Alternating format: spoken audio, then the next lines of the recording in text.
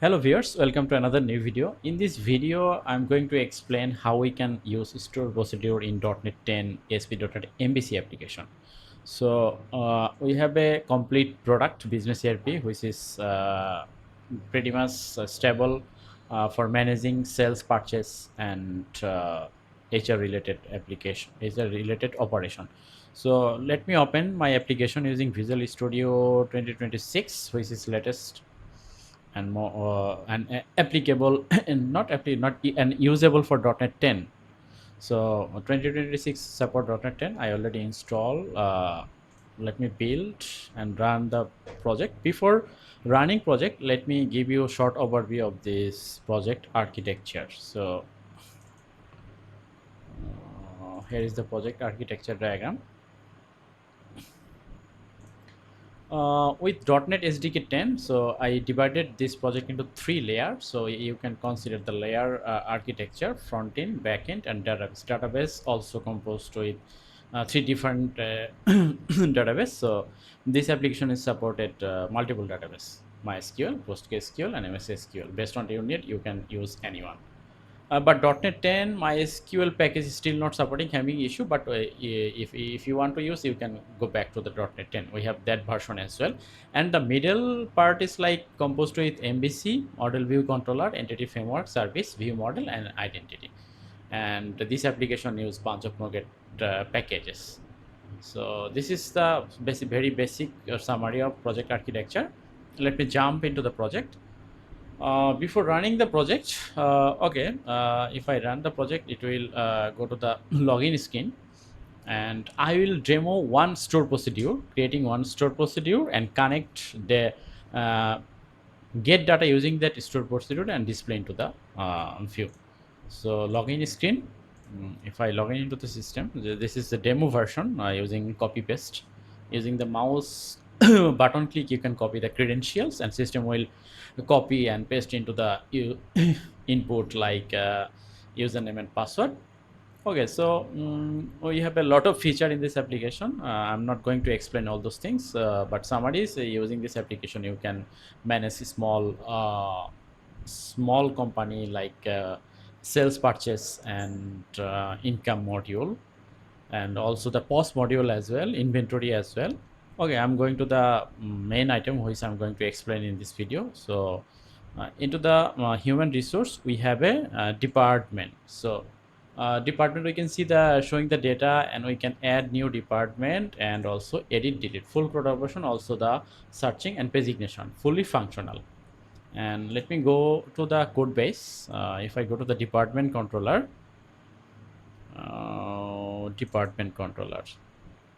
So department controller, so let me show you. This application is using .NET 10. So we have using .NET 10, and here is the department controller. This is for jQuery data table grid view, and I have created a dedicated department service for pulling the data. If I go to the definition, go to the implementation, then we can see like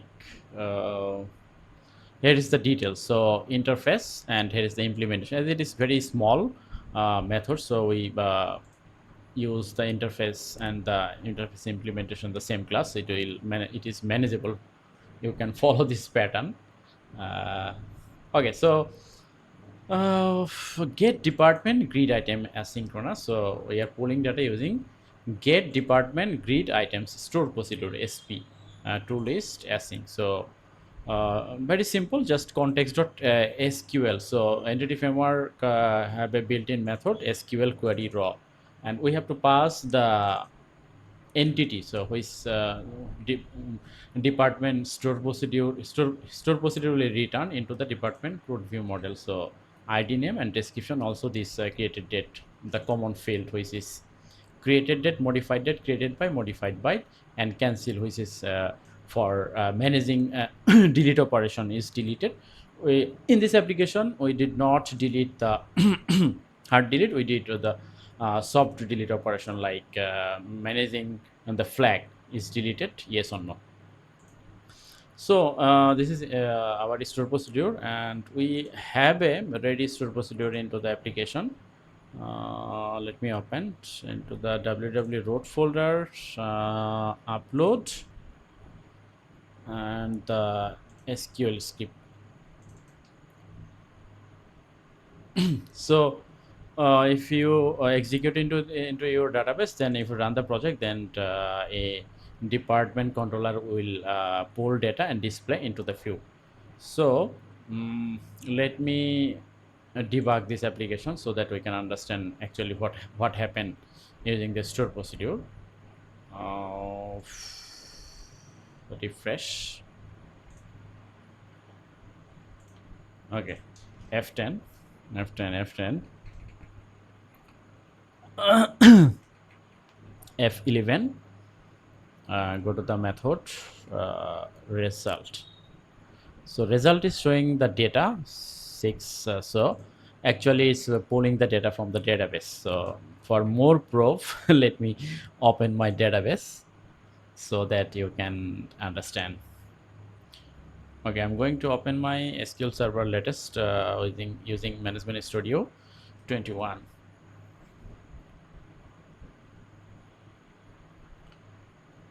Okay, it is taking few moments. Okay, so I already connected my database.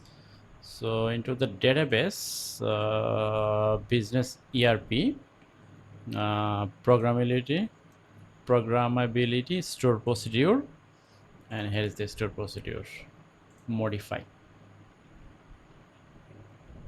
So if we execute the store procedure, then we can see the data. So we have a data into the store procedure as it is ordered by descending. Latest item will show first.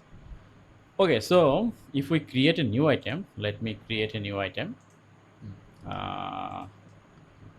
HR, admin, finance, software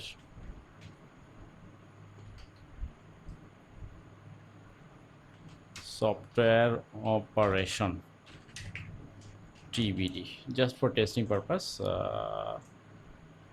Okay, so software operation department has been created successfully, and if we go back to the database for testing, execute, so you can see stored procedure pulling the data.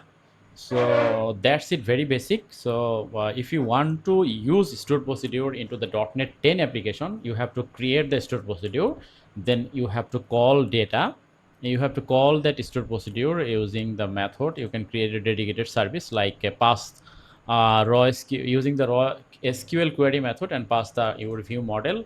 A view model is actually what item is returning the store procedure. Let's say like ID, name, description, created date. If we go to verify the view model part, so this view model is actually contain all the field. Entity base is like 5 uh, entity there. So this is overall summary how we can use stored procedure into production based enterprise application with the .NET latest framework like .NET 10. And that's it. If you want to know about more about how we can use a store procedure advanced level like parameter base, also you can use update this method with help with a different AI model. You can easily use the parameter based store procedure like passing parameter 1, parameter 2. Just we have to line few lines. Let me show you. Not going to show in the video. I will if required and if any request, then I will create another video for how we can use parameter based store procedure. I think it is very easy, anyone can do this. So if needed, then you can pass the parameter into this application.